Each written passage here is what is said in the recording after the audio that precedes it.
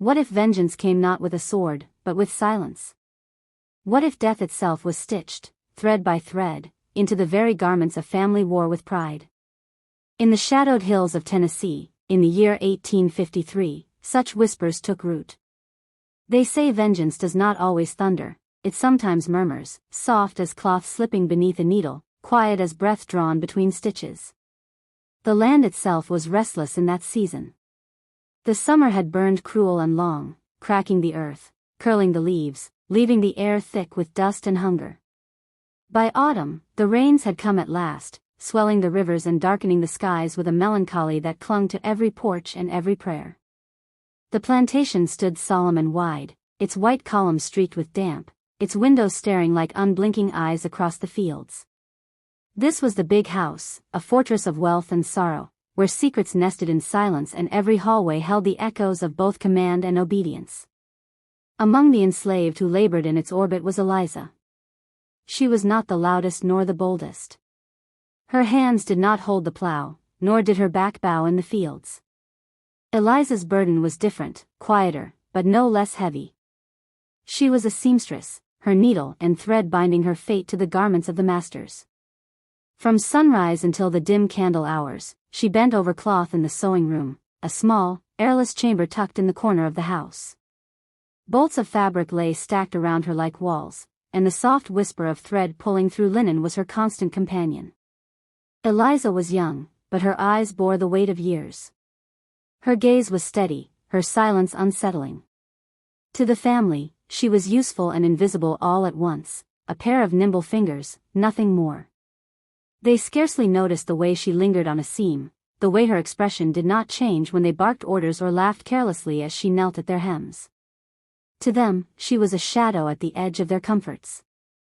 To those who watched more closely, she was something else entirely. The household thrived in appearances. Dresses imported from Charleston, coats of fine wool carried on riverboats, uniforms stitched for sons who fancied themselves gentlemen. In those garments, they stepped into church pews, attended dances, and hosted suppers with the illusion of permanence. But beneath the polished shoes and silks lay decay, arguments whispered behind closed doors, debts whispered in ledgers, sins whispered by those who dared not speak too loudly. The big house was proud, but pride often masks rot. And Eliza listened. She listened when they thought she could not. She listened as they mocked, as they plotted, as they dismissed her with careless cruelty. She remembered the sting of a slap when her hand trembled, the hollow of her stomach when food was withheld as punishment, the screams of others in the night when the overseer's whip fell. She remembered everything. Her silence was not emptiness, it was gathering. The sewing room became a place of more than cloth. It was a place of thought, of quiet schemes stitched into the folds of her mind. The walls smelled of fabric dye and candle wax. Dust motes floated in thin shafts of light, as if the air itself was watching. When her needle pierced the fabric, it was steady, rhythmic, like a heartbeat. Each stitch was an act of endurance, and perhaps, something more. Outside, life on the plantation followed its brutal rhythm.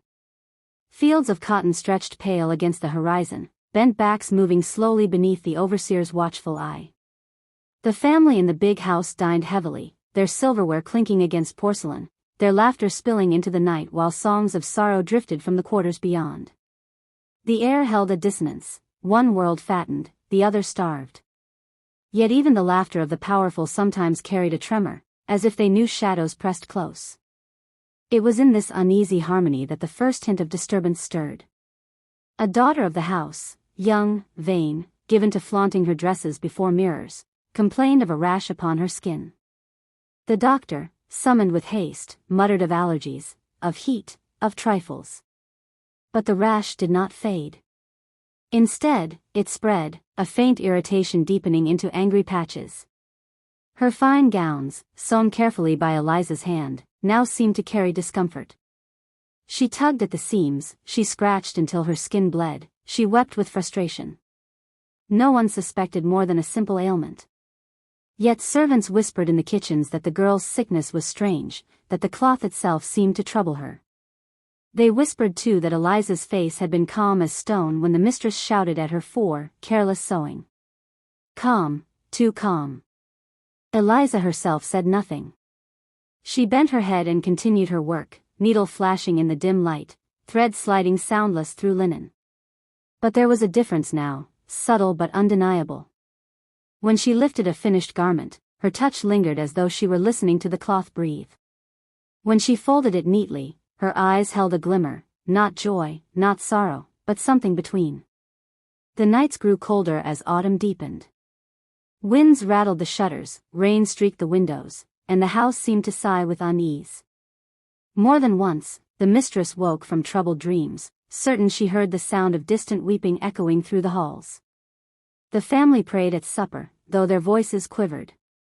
Candles burned lower, casting long shadows that seemed to crawl across the walls. And still Eliza stitched. Silent, tireless, waiting.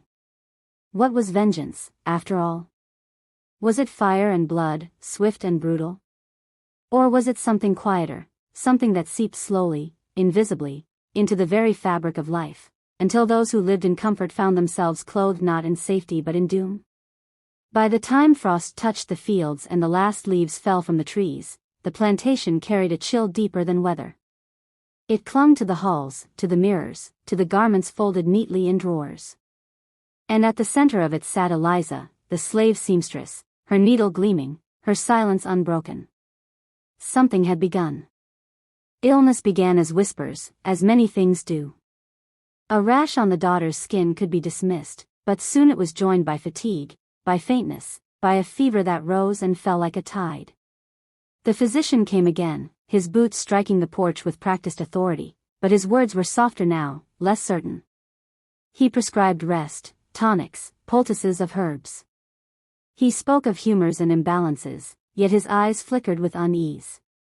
The household strained against this disturbance. The mistress fretted over the girl's failing bloom, clutching her rosary tighter each night. The master grew restless, pacing the halls with the irritation of a man unaccustomed to weakness within his house. Supper conversations grew terse, filled with sighs and sharp words. Candles guttered in their holders, as if reluctant to cast light upon faces so lined with worry. But the garments, they remained. New dresses continued to pass through Eliza's hands. Each was sewn with the same meticulous care, each hem turned with quiet precision. When the daughter donned them, her skin burned hotter. When the son wore his fine coat, he too complained of strange chills, of aches that settled in his bones. It was as though the very fabric of their wealth betrayed them. Servants spoke in hushed voices in the quarters. They noticed what the family did not, that those who wore Eliza's stitches grew weak, while those whose clothing was mended by others did not. It was not proof, it was suspicion. Yet suspicion has a way of growing, like mold on damp walls. Rumors spread beyond the big house, slipping into the town like wind through cracks. At the market, women whispered of a curse upon the plantation. At the church, men lowered their voices when speaking of the family's decline. The Lord is punishing them, some said. Others shook their heads and muttered of darker things, of witchcraft stitched into seams, of poison hidden not in cups but in cloth. The overseer, a man whose cruelty was well known, began to watch Eliza with sharper eyes. He lingered in the sewing-room doorway, his shadow stretching long across the floorboards. "You sew too slow," he snapped one evening, though her fingers moved with their usual steady grace. Eliza did not answer. She simply lowered her gaze, her needle gleaming faintly in the lamplight. The overseer left unsatisfied, yet uneasy. Night deepened the unease. The daughter's cries echoed through the halls as fever racked her body. The mother wept beside her bed, the father raged against God and fate. Doors slammed, prayers rose, candles burned low. And still, Eliza stitched. One night, the son returned from a gathering in town. He wore a waistcoat newly sewn by Eliza, its fabric rich and dark. By morning, his face was pale, his lips cracked, his breath shallow. He claimed his chest burned as if fire smoldered within. The physician shook his head, muttering of contagion, yet no one else who touched him fell ill.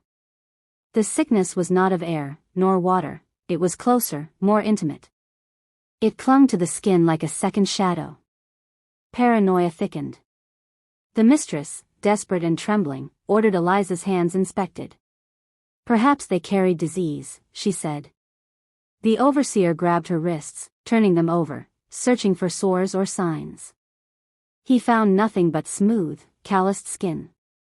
Eliza did not resist, she did not flinch. She only stared at the mistress with those steady, unreadable eyes. The mistress recoiled as though struck. From then on, the air around Eliza was different. Servants gave her space, both fearful and reverent. Some believed she was a vessel of judgment, sent to strike the master's blow. Others feared her as one cursed, marked by forces too old and deep to name. Children whispered her name like a spell, careful not to speak too loudly. And still the family grew weaker. The master, once proud and commanding, now coughed through the nights, his strength waning. The mistress, gaunt with worry, clasped rosaries until her fingers bled. The son burned with fever, the daughter shivered beneath blankets, and still they demanded new garments, as though fine cloth could preserve their dignity against the creeping shadow. Eliza provided them. Dress after dress, coat after coat, each one leaving her hands quiet and perfect. If she heard their cries in the night, she gave no sign. If she noticed their fear when her footsteps echoed in the halls, she did not falter. Her silence was more terrible than any outburst could have been. The town began to keep its distance. Neighbors refused invitations, preachers hesitated to step upon the porch. The big house, once a symbol of wealth and power, now loomed like a mausoleum. Its windows glowed faintly at night, but the glow felt sickly, a lantern's light on a grave. Those who passed on the road crossed themselves, whispering of the family undone by their own sins. Within, suspicion grew unbearable. The mistress accused the cook of poisoning, the master accused the doctor of incompetence. But always, inevitably, their eyes drifted back to Eliza. To her quiet presence, to the garments that seemed to carry ruin. And yet, what could they prove? No hand caught her in the act, no eye saw her slip venom or powder. Only silence. Only stitches. The overseer grew bold. One evening, in a fit of anger, he raised his whip to strike her. The lash cracked through the air, but Eliza did not cry out. She simply stood, her back straight, her eyes steady. The whip fell again, but it was the overseer who faltered, his arm trembling. For reasons he could not name, fear filled him. He left her there, untouched, his steps hurried as though fleeing something unseen. And so the house turned in on itself, each member watching the other, suspicion seeping like poison through their veins. Their laughter was gone, their strength gone, their prayers unanswered. The walls seemed to close tighter with each passing day. And always, always, in the sewing room, the needle moved. Whispers became certainty, something unnatural threaded its way through the big house. Yet whether it was curse, justice, or fate, none could say. The only truth was that the garments they wore grew heavier with each stitch, as though death itself clung to the cloth. Winter's first frost silvered the fields, and the plantation lay quiet under the weight of its own dread. Fires burned low, windows shut tight, but within the house sickness lingered, patient and merciless. And in that silence, Eliza sewed on, her face unreadable, her silence complete. Vengeance, it seemed, was no longer a question. It was already here. Winter settled heavy upon Tennessee, draping the fields in frost like a burial shroud. The earth was brittle, the trees stripped bare, and the big house stood like a hollow monument against the pale sky. Once it had been filled with music, with gatherings, with the sharp laughter of power. Now it was filled with coughs, whispers, and the low groans of illness that echoed down its wide corridors. The daughter lay in her chamber, pale as candle wax, her breath shallow, each inhale a fragile thread. The son tossed feverishly in his bed, delirium painting strange colors in his eyes. The mistress knelt between them, torn between tending to one child and the other, her prayers spilling from cracked lips. Her rosary beads rattled like bones. The master sat in his study, whiskey untouched before him, staring into the fire as though it might offer an answer. His once proud shoulders sagged, and his voice was lost to silence. And always, the garments remained. The daughter's gowns, once bright, now hung limp across her wasted frame. The son's coats, stitched with elegance, now cloaked a body racked with sweat. The mistress's mourning black shawl lay heavy upon her as if soaked in invisible weight. The family wore their own destruction, and still, they demanded Eliza's hand to craft more, as though fine fabric might shield them from decay. Outside, the quarters whispered. Servants carried food to the big house with lowered eyes. Some murmured that Eliza was chosen, a vessel of retribution sent by ancestors long buried. Others warned not to speak her name at night, lest her silence follow them into their dreams. Children pulled their blankets close, listening for the faint sound of her needle in the dark. It was not long before the master himself grew ill. A cough seized him, deep and rattling, and would not let go. His steps faltered on the grand staircase, his strength waned as though the very walls of the house drank from him. By then, even he could not deny what whispered in the shadows, their ruin had a hand, and that hand belonged to the seamstress whose eyes gleamed like still water, whose words never fell from her lips. Fear turned desperate. The mistress summoned a preacher, who strode through the doors with a Bible clutched like a weapon. He sprinkled holy water in each room, muttering incantations of scripture, yet his hands shook. When he passed the sewing room, he faltered. Eliza sat there in silence, her needle flashing in the lamplight. He did not linger. By dawn, the preacher was gone, leaving only the faint scent of incense and the echo of prayers unanswered. The overseer, too, tried his hand at salvation. He stormed into the sewing room one evening, intent on dragging Eliza before the family. But as he grasped her arm, a chill gripped him, deeper than any winter frost.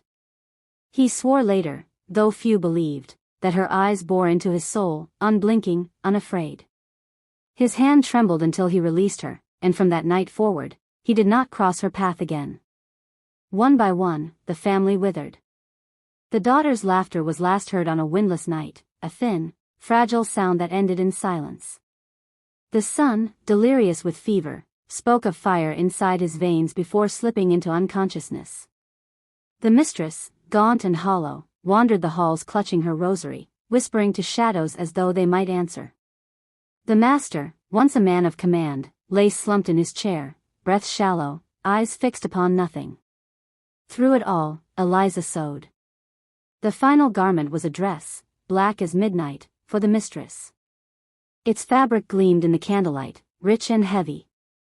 When at last the mistress draped it upon herself, she sank to the floor, her body racked with a violent shudder. She gasped for air, clutching at her throat, but the fabric clung like a lover, like a curse, until her prayers broke into silence. The big house fell quiet. Days passed, though none within could measure them. Servants found the halls still, the rooms hushed. The master dead by the fire, the children lifeless in their beds, the mistress collapsed in her chamber. A house once filled with command now lay barren, its masters claimed not by blade or bullet, but by something far quieter, thread and needle, patience and silence. And Eliza? She was gone. The sewing room stood empty, the needle laid upon the table as if set aside for but a moment. Her simple garments remained folded neatly, her chair pulled close to the hearth. But no one saw her leave, no footprint marked the frost, no wagon carried her away. Some said she vanished into the night, carried by spirits older than the land itself. Others whispered she had walked calmly down the road, her head high, never to be seen again. The legend grew quickly. In the town, folk spoke of the seamstress who stitched death into cloth. They told tales of poisoned threads, of spirits guiding her hand. Some said she had bargained with the devil himself, others claimed she was an angel of vengeance, sent to balance the scales of cruelty.